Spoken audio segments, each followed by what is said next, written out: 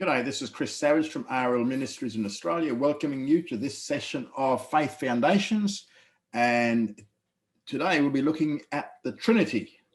I pray that it'll be of benefit to you and help you in your Christian growth. Thank you for coming along. So this is the first part of the Trinity, and let's see. It's the study of the Trinity, or the triunity of God.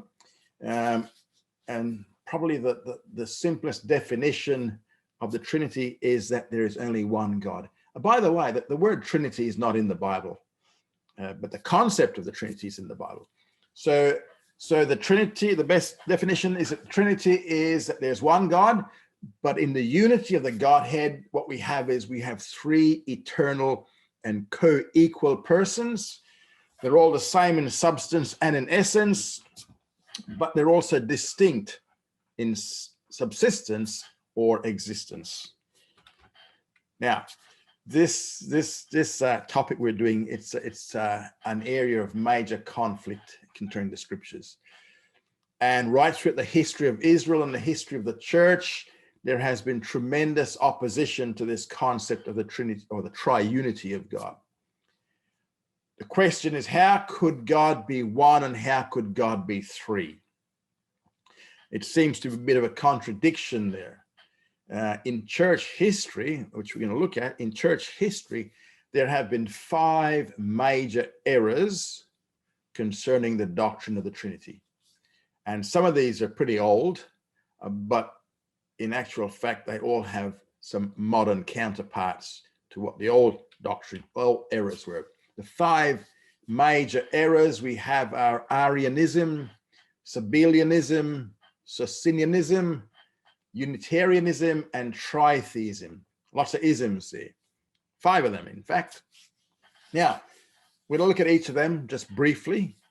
Arianism, that's one of the first early church heresies. And Arianism stems from a church leader named Arius, who taught that God the Father, God the Son, God the Spirit were not the same in essence, but they're actually different. And Arianism says that only God the Father is eternal. What they say, or what they said, and it's still around today, what they said was that the Son was created by the Father before anything else.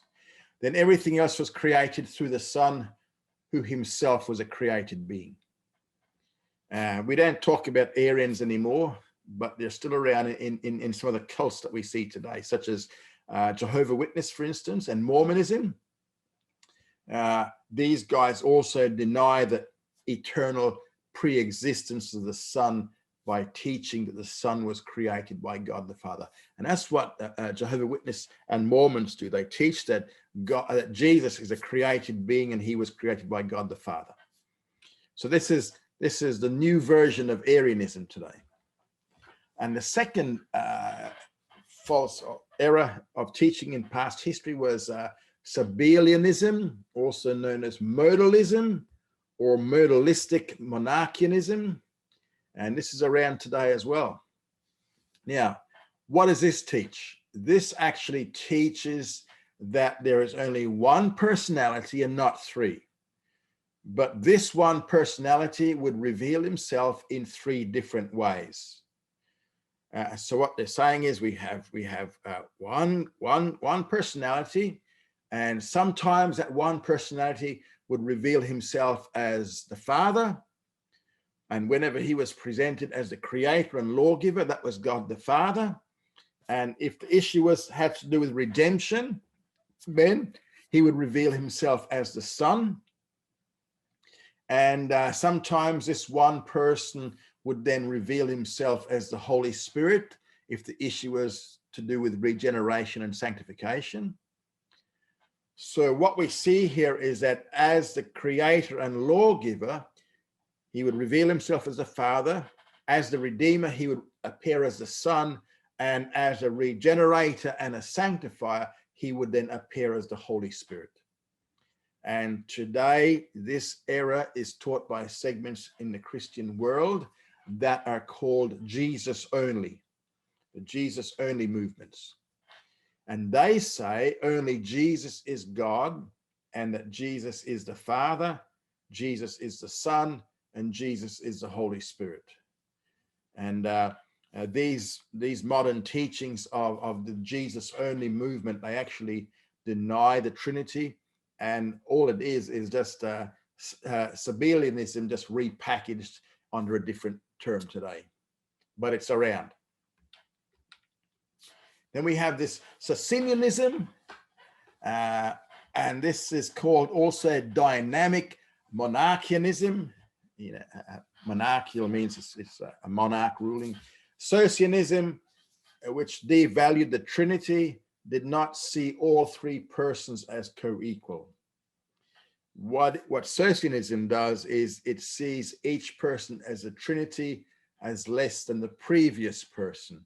So they taught that only the Father is God. The Son is not God. Holy Spirit is not God. Only the Father is truly God. So what they teach is that the Son is man. The Holy Spirit is not a personality, but he's actually a divine influence. Again, very similar to things like Jehovah's Witnesses. And also, again, we see this taught among certain cult groups today. So that's this one. That's the third one. Fourth one we have is Unitarianism. And very simply, it just simply denies the Trinity. It denies that the Godhead consists of three co-equal persons. It's a denial of the tri-personality, and it's very similar to Judaism in this regard. Because remember, Judaism, one God. They don't see God in three persons. Tritheism, this is a bit like polytheism, but it limits the number of gods to three. And this again is a denial of the unity of the Godhead. And what tritheism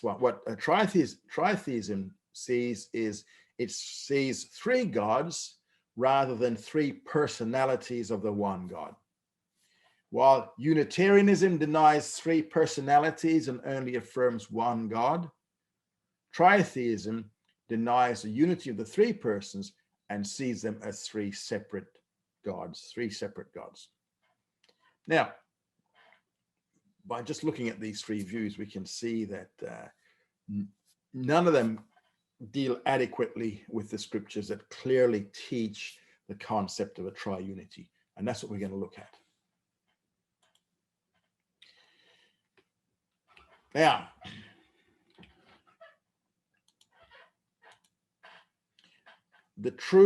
when we look at the Trinity in the Bible, we need to look at three specific areas. First of all, we need to look at the plurality of the Godhead, and then we have to look at the unity of the Godhead, and then we have to look at the Trinity of the Godhead. And we will see all of these in the scriptures. Now, in regard to the plurality of the Godhead, we're going to look at it, first of all, in the Old Testament. And the first area we're going to look at is we're going to look at it in two groups, two specific categories here in this. First of all, we're going to see here that the concept of plurality in the Godhead, we're going to see it on more than one occasion in the scriptures, in the Old Testament. We're only dealing with the Old Testament to start with. We have the plural noun, Elohim. Now, Hebrew word for God that is most often used is the term Elohim, which means God. And it's used both of the true God and also of the many false gods. In Genesis 1, verse 1, it states, "In the beginning, God," which is actually Elohim, "created the heavens and the earth." So in this instance, Elohim is used of the one true God. It's also used of false gods in places like Exodus 20, verse 3 and Deuteronomy 13, verse 2. And we see, for instance, among the 10 commandments, there is one commandment that says, "You shall have no other gods, Elohim, before me."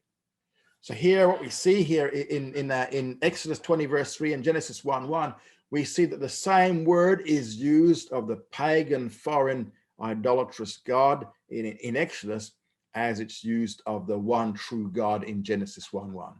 So that's the word Elohim. The point here is that the Hebrew word for God, Elohim, it's a plural noun and has the Hebrew masculine plural ending, im, I-M. And whenever it is used of the true God, it is always translated in the singular.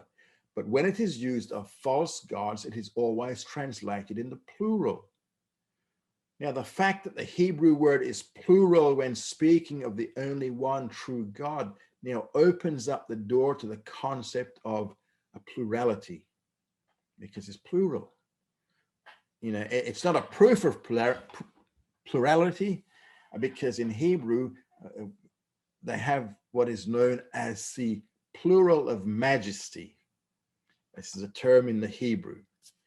But what it does do is that it opens up the door to the discussion of the whole area of the plurality concept in the personality of the Godhead.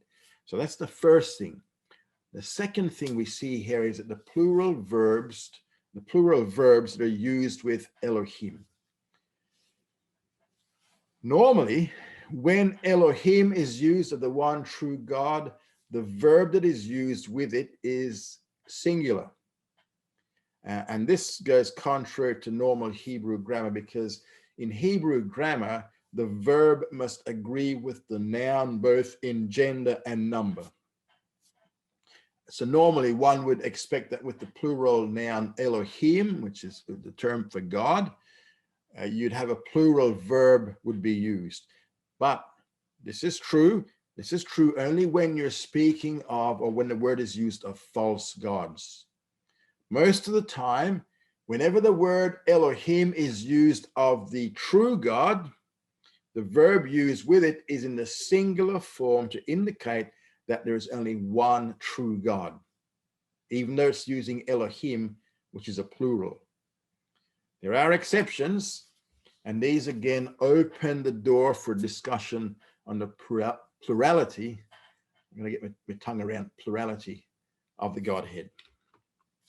For example, if we look at Genesis chapter 20, verse 13, first part, Genesis 20, verse 13 reads, "It came to pass when God caused me to wonder." The Hebrew word that is translated "caused me to wonder" is plural. Literally in the Hebrew it reads, "And it came to pass when they," in reference to God, "caused me to wonder." So it came to pass when they caused me to wonder rather than when God caused me to wonder. That's the literal reading of the Hebrew. We see also in Genesis 35, verse 7, it says there, "And he built there an altar and called the place El Bethel, because there God was revealed unto him." And here again, what we see in the Hebrew is a plural form, which literally reads, "For there God revealed themselves." There God revealed themselves. That's what it says. We see another example in 2 Samuel chapter 7, verse 23, where it says, "God went to redeem." Again, what we see here is the Hebrew word for "went" is plural, and it literally reads in the Hebrew, "For God they went to redeem." That's what it literally reads in the Hebrew. We also see in Psalm 58, verse 11, and it's the Hebrew text is actually 58, verse 12, but in our Bibles we see 58, verse 11. It says, "There is a God that judges in the earth." Again, what we see here is that the term "judges" is plural. It's a plural verb in Hebrew. And again, here it literally reads, "There is a God, they judge." This is what the literal reading of the Hebrew is. Now, we also see the noun Elohim applied to two persons. Now, it's often applied to two different personalities within the same passage. And there are two examples. In Psalm 45 verses 6 to 7, and we see it also in Hosea 1 verse 7. In Psalm 45, 6 to 7, the writer states, "Your throne, O God, Elohim, is forever and ever. A scepter of equity is the scepter of your kingdom. You have loved righteousness and hated wickedness. Therefore, God, Elohim, your God, Elohim, has anointed you with the oil of gladness above your fellows." So what we see here is that the word God is actually applied to two different persons within these two verses. He's addressing God, and after addressing God, he says that another God had anointed the first God with the oil of gladness above your fellows. Now, we need to, as we pointed out in the text, it should be noted here that in this verse, the first Elohim is being addressed. The second Elohim is the God of the first Elohim. So it is God's God who has anointed him with the oil of gladness. Get your mind around that. It is God's God who has anointed him with the oil of gladness.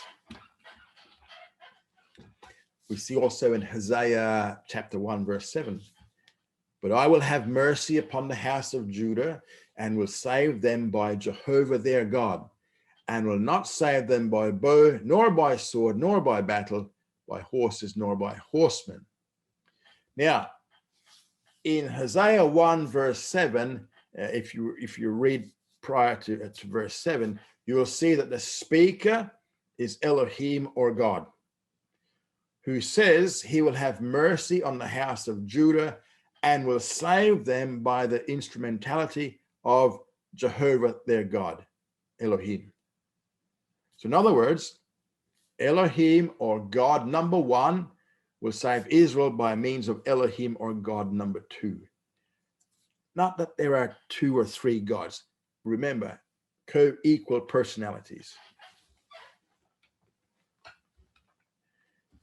We also see the fourth line of evidence here for the plurality of the Godhead in the Old Testament is the fact that the personal name of God, which is comprised of the four Hebrew letters corresponding to our English letters YHVH with the tetragrammaton, and sometimes it's translated as Jehovah, or other times you will see it as Lord, all in capitals, all in uppercase.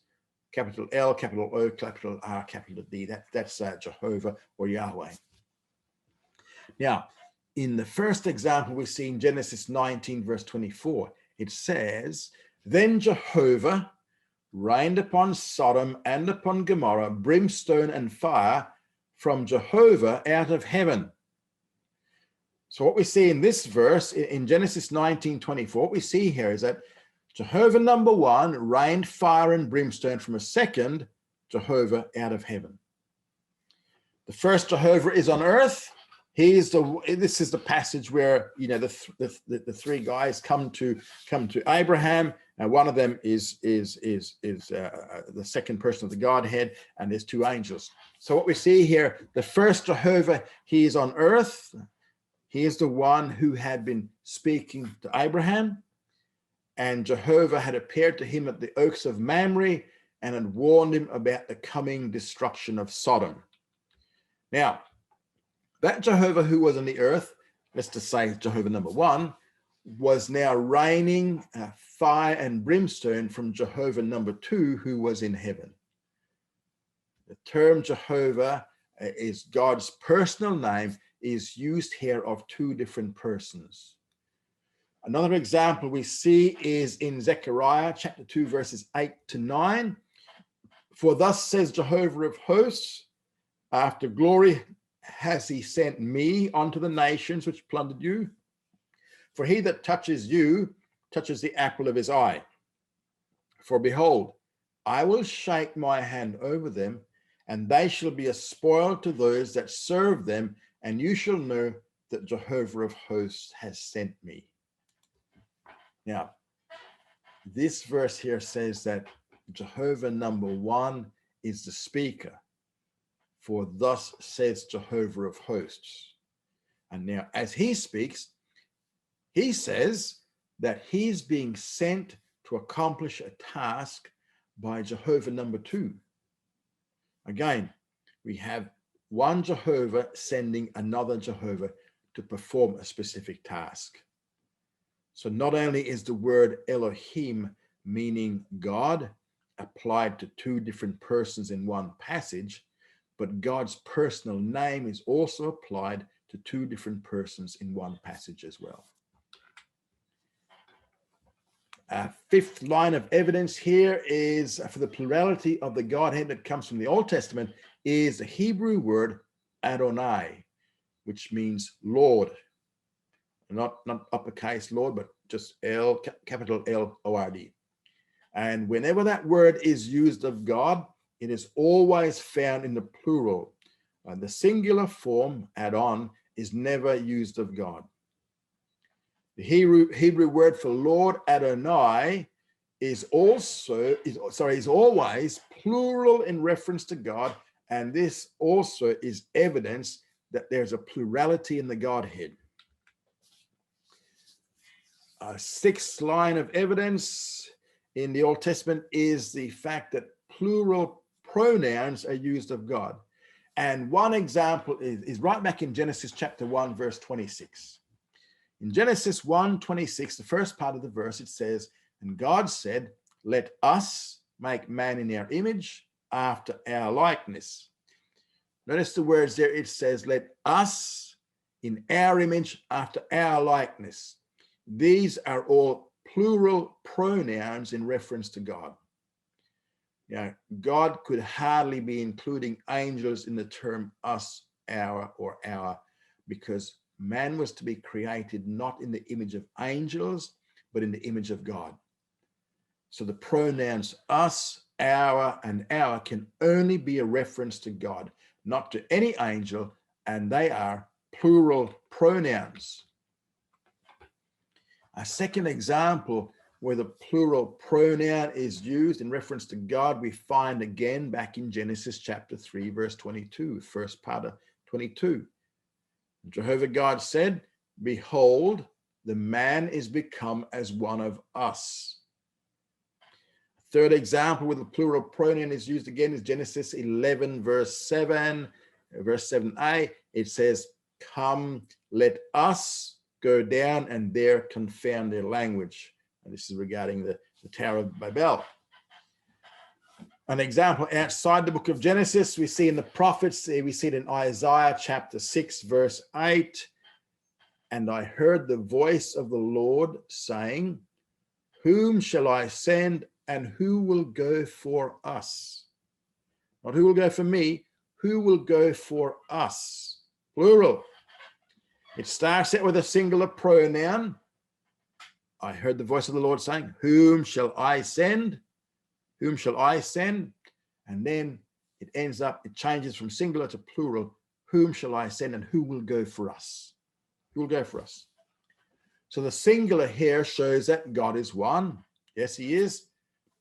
And the plural shows that there is a plurality in the Godhead.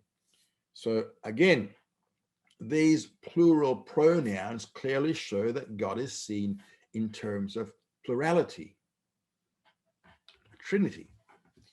And a 7th line of evidence, which shows the plurality of the Godhead from the Old Testament, comes from the fact that God is also described in terms of plural adjectives. It's like a grammar lesson, isn't it? In English translations, these appear as nouns, but in the Hebrew text, these words are Hebrew adjectives. They're also in the plural form. For example, in Joshua 24:19, it reads in English, holy God, H-O-L-Y, holy God. But the adjective holy is a plural form, which literally reads holy gods.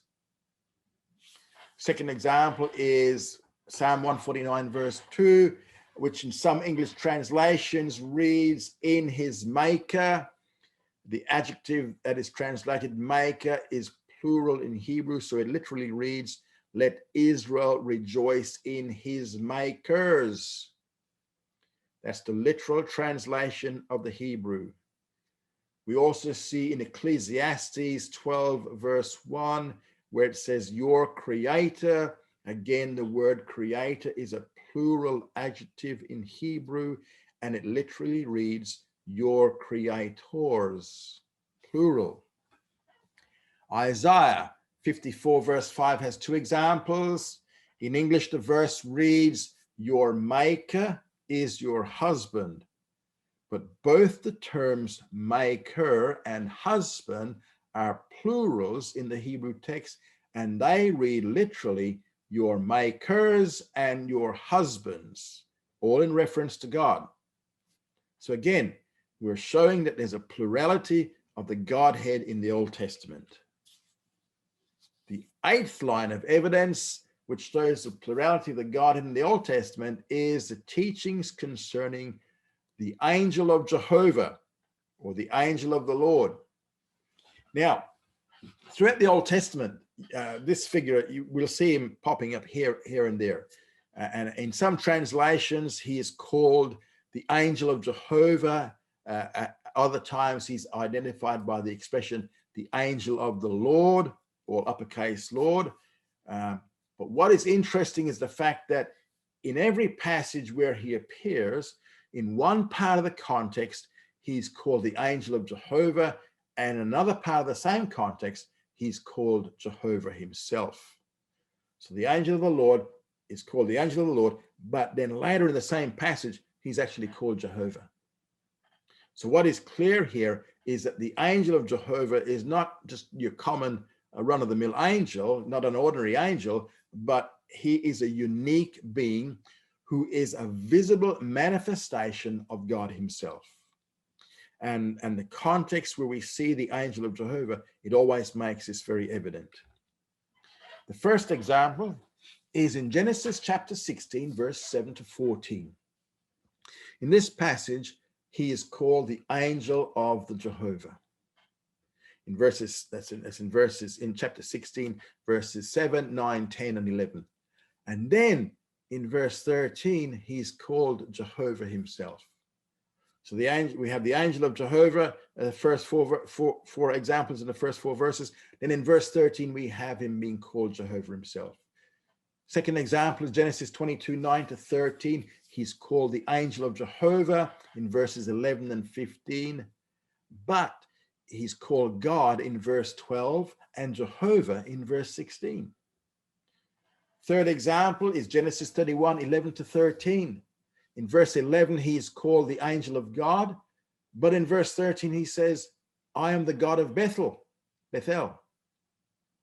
So he's both the angel of Jehovah and he's God. Fourth example we see is Genesis 32, 24 to 30. In verse 24, he's called a man because that is how he appeared. And in verse 28 says, you have striven with God. This is Jacob with the angel. Verse 30, he says, I have seen God face to face. So the one who appeared to Jacob as a man was really the angel of Jehovah. But when Jacob is said to have wrestled with the angel, he's also said to have wrestled with God. So the angel of Jehovah and God, Jehovah, one and the same. Other examples where he's called the angel of Jehovah and both Jehovah and God can be found in Exodus chapter 3, verses 1 to 5. Shortened version of Exodus 3, 1 to 5. And the angel of Jehovah appeared unto him, this is Moses, angel of Jehovah appeared unto him in a flame of fire out of the midst of a bush. And when Jehovah saw that he turned aside to see, God called unto him out of the midst of the bush and said, Moses, Moses.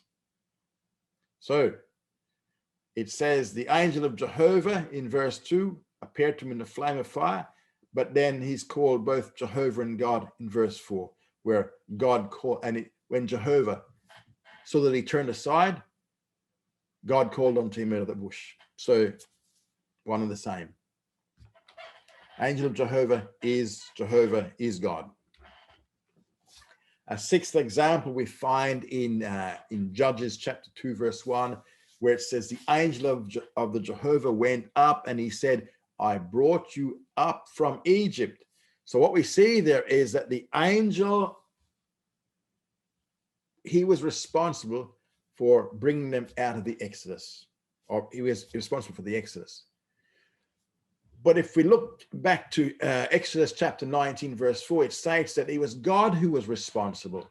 So was it the angel of Jehovah, or was it God who was responsible for the Exodus? Well, they're one and the same. Angel of Jehovah is God. The seventh example is Judges chapter 6, verse 11 to 24, where he's called the angel of Jehovah in verses 11, 12, and 21. The angel of God in verse 20, but then he's called Jehovah in verses 14, 16, 22, and 23. The eighth example, I'm giving you heaps of examples here. The eighth example is Judges chapter 13, verse 2 to 24. And the angel of the Jehovah appeared. He's called the angel of Jehovah in verses 3, 13, 15, 16, 17, 18, 20, and 21, most of the passage. And then we see the angel of God in verse 9. Then in verse 18, and the angel of Jehovah said unto him, wherefore askest thou after my name, seeing it is wonderful? Yeah, wonderful. His name is wonderful. So the angel of Jehovah's name is wonderful. Now, wonderful is one of those special Hebrew words called Pele, P-E-L-E, which is used only of God, only ever of God. And we see that in Isaiah chapter 9, verse 6. In verse 22 of Judges 13, it states that what they saw was also God's face. So, wonderful is a term only ever used in the Bible of God. And then the final example is in the book of Zechariah, and this is in chapters 1 to 6, and we'll read chapters 1 to 6. No, we won't. But in those chapters, we see there he is frequently called the angel of Jehovah himself. And these manifestations of the angel of Jehovah, they also point to the concept of a plurality in the Godhead. A plurality in the Godhead. Okay. Now we need to have some scriptural evidence of uniqueness of the angel of Jehovah.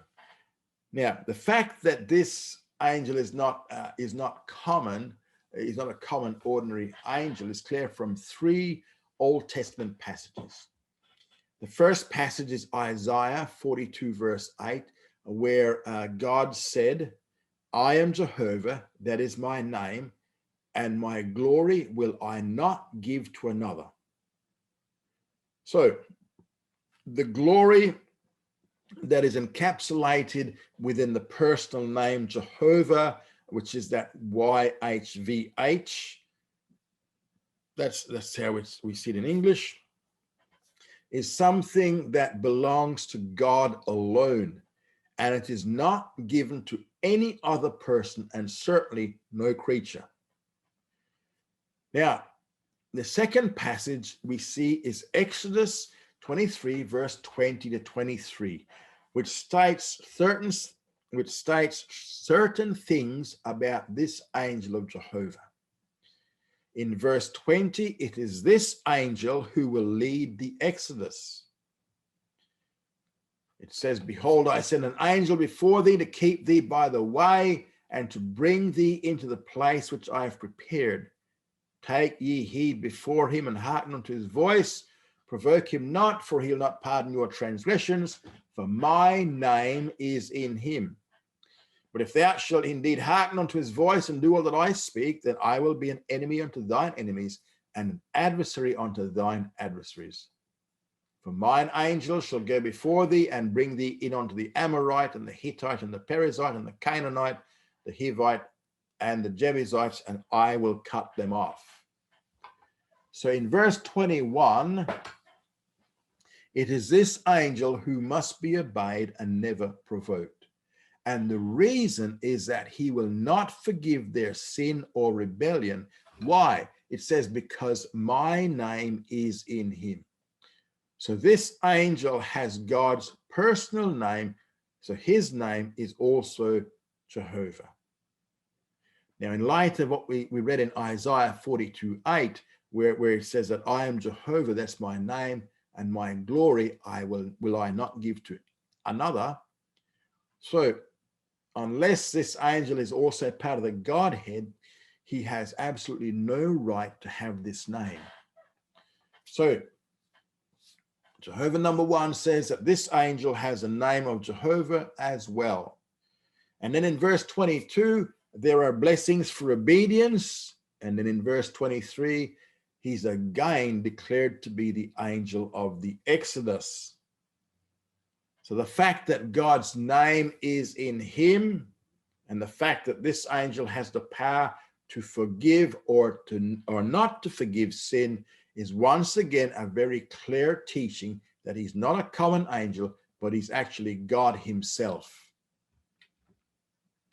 And the third passage is in Hosea chapter 12, verses 3-5, where Hosea reemphasizes that this angel has God's personal name. For the angel to have God's personal name, he must be God himself. It says here, in the womb he took his brother by the heel, and his manhood he had power, and in his manhood he had power with God. Yea, he had power over the angel and prevailed. He wept and made supplication unto him. He found him at Bethel, and there he spake with us. Even Jehovah, the God of hosts, Jehovah is his memorial name.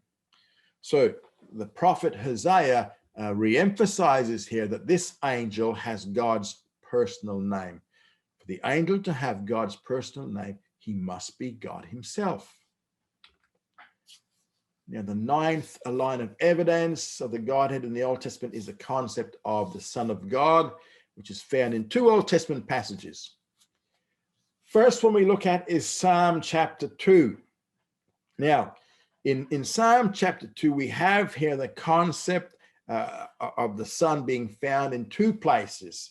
Psalm 2 verse 7 states, I will tell of the decree.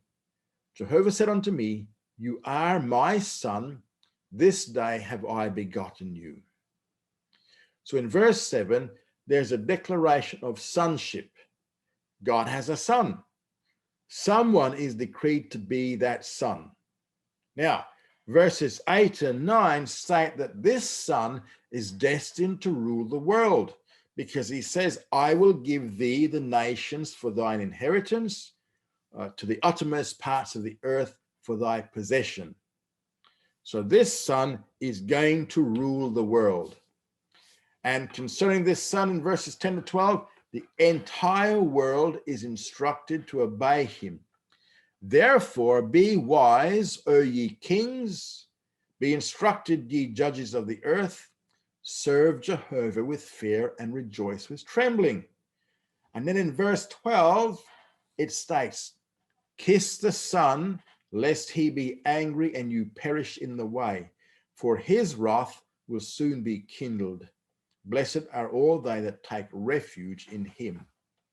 So the world is instructed to obey the Son, and we see here to kiss the Son means to pay homage to him.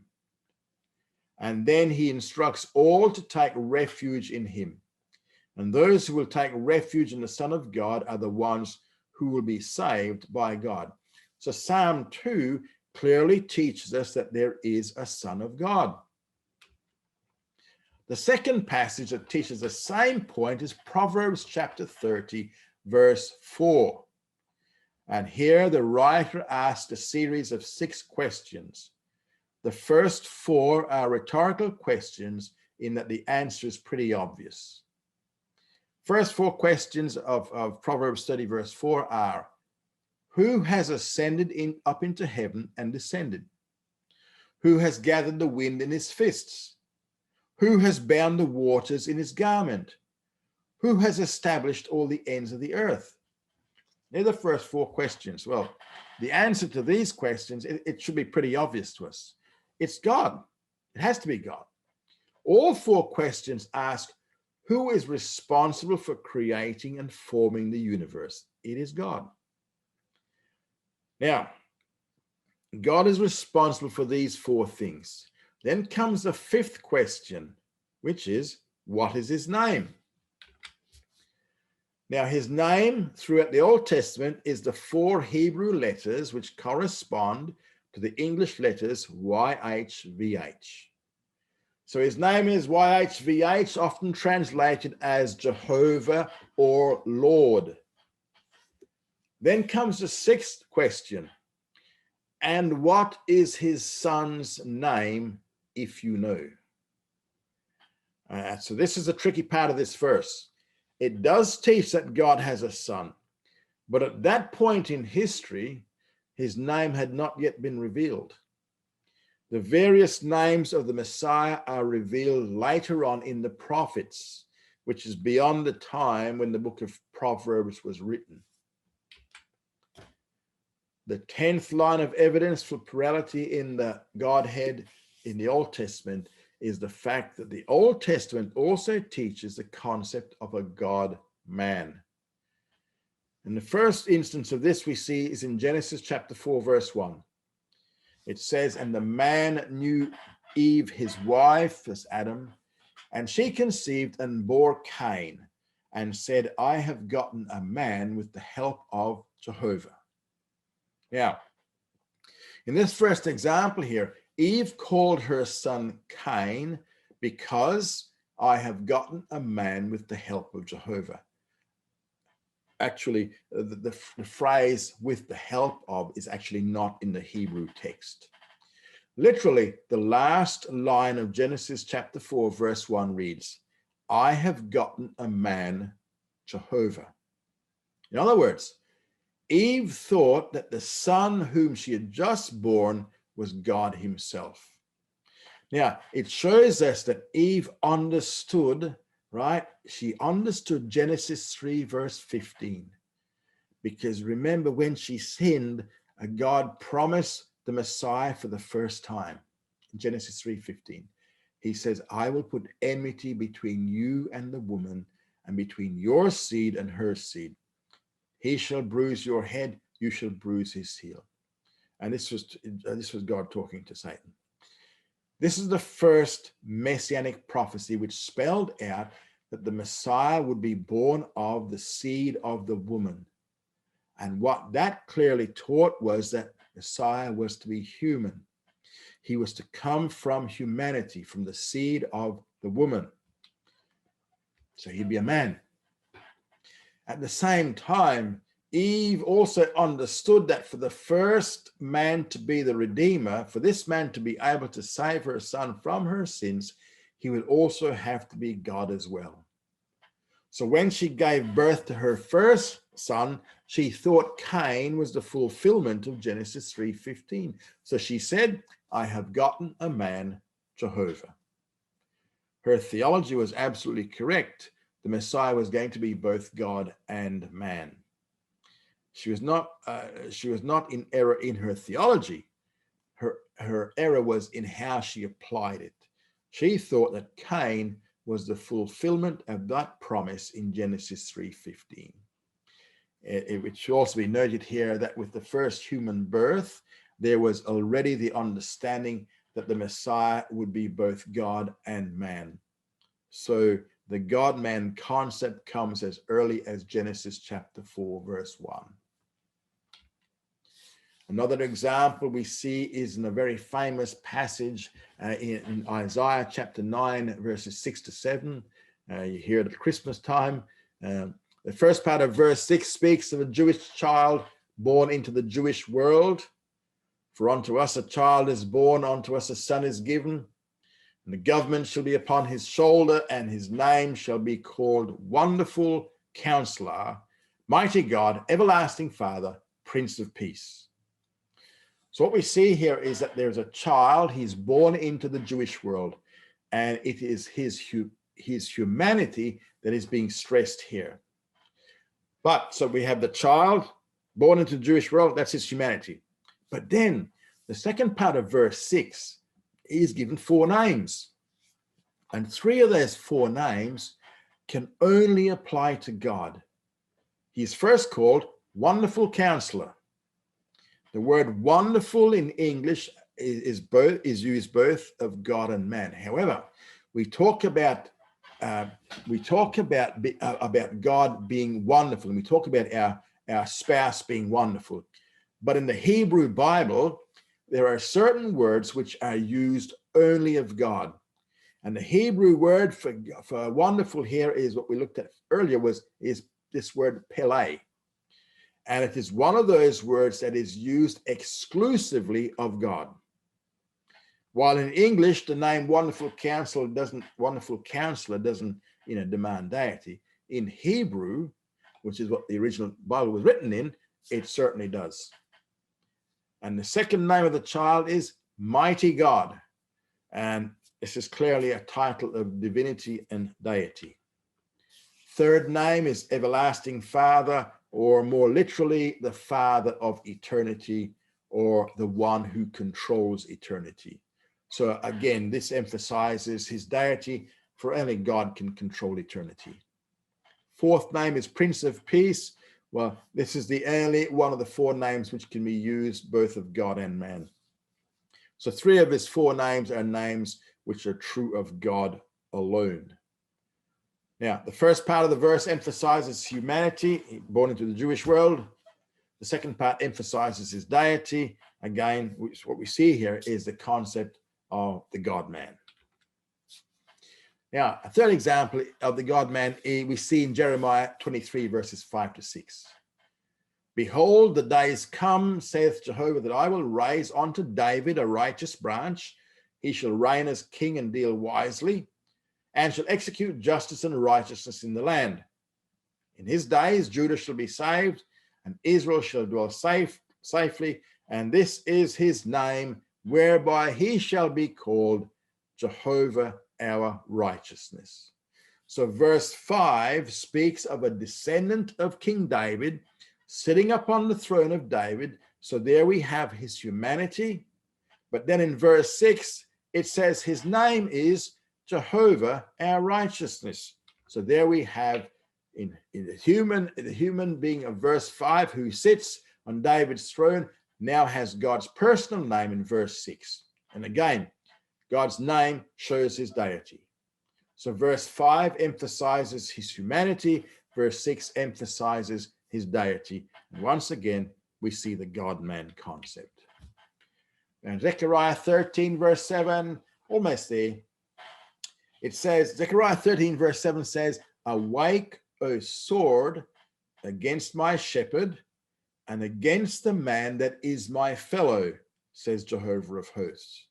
Smite the shepherd, and the sheep shall be scattered, and I will turn my hand upon the little ones. So in this fourth example here, some of your translations might have my associate instead of my fellow. The Hebrew word translated either as fellow or associate is a word that literally means my equal.